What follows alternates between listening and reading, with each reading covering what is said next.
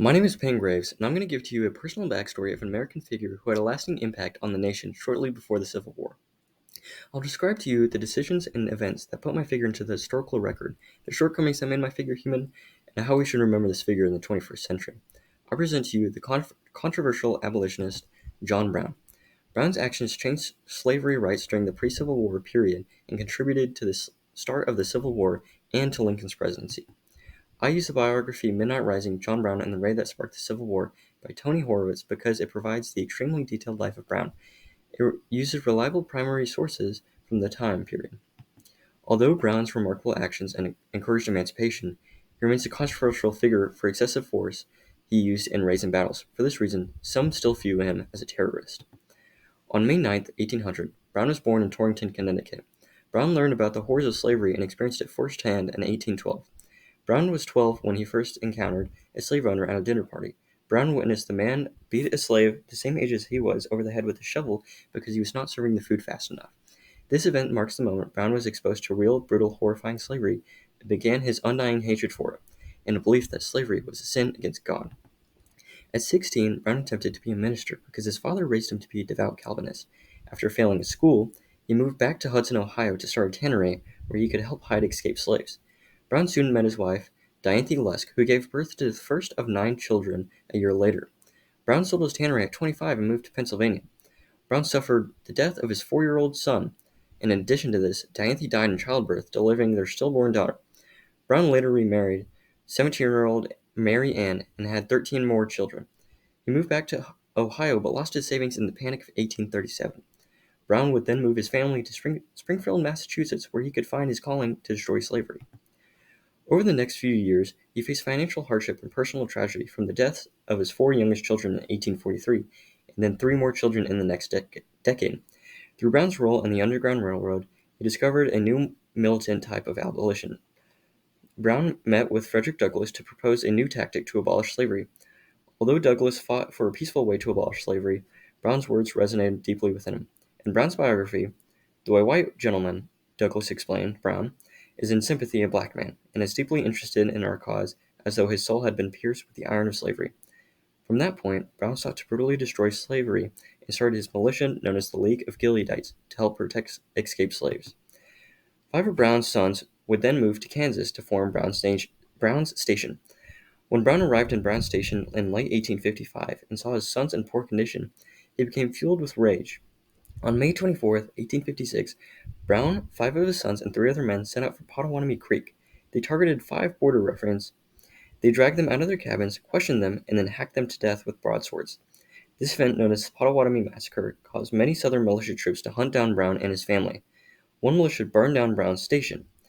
Brown, now with a long white beard to protect his identity, retaliated by starting the Battle of Blackjack. On August 30, 1856, another militia seeking Brown laid siege on Osawatomie and killed Frederick Brown. After winning the Battle of Blackjack, Brown and his militia tried to take back Osawatomie, but failed and watched it burn to the ground. Brown then traveled to New York and Boston to find money and guns. He received funding from the Secret Six for his new target, Harper's Ferry.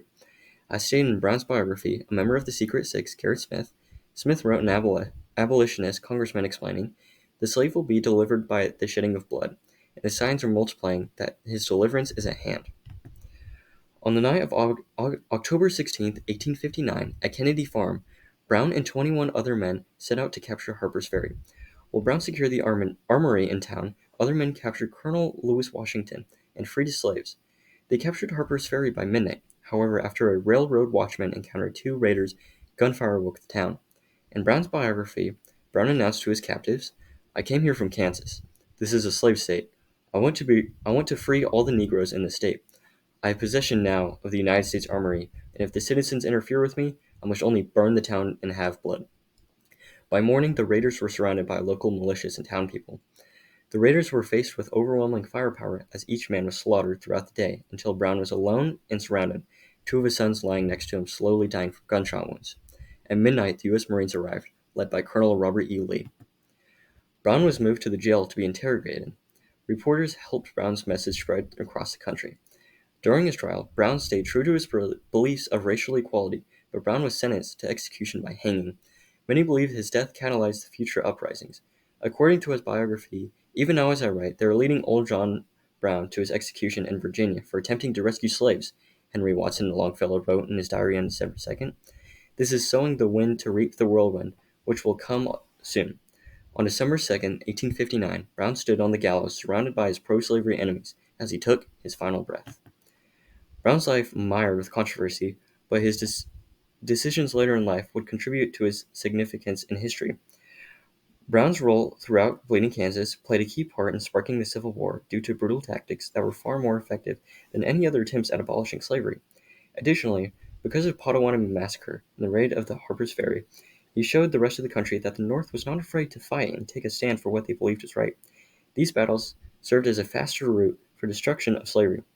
Instead of fighting for abolition peacefully, his warlike spirit and unwavering beliefs set him apart from others and cemented his role as someone who changed American history forever. Brown's human shortcomings influenced him throughout his life. The first encounter Brown had with slavery was one of the defining factors in shaping of his beliefs. After witnessing the horrors slavery held, he would devote everything he had to fighting for the abolishment of slavery. Brown's tragedy stood as a constant reminder throughout his life that he was just as vulnerable to death as anyone else. Every time he felt invincible, someone close to him would die and prompt him to be more careful. As Brown struggled with loss and hardship, it was his undying effort to help others that would once again fuel him to act against slavery.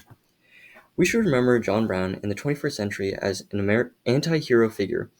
His extreme use of force during the pre-Civil War era led many Southerners to label him a terrorist. His violent actions continue to contribute to this controversial legacy. However, due to his dedication to abolishing slavery and willingness to risk everything to save those in need, he displayed heroic actions that would explain why he is often viewed as the embodiment of an unwavering fighting spirit. Thank you for watching.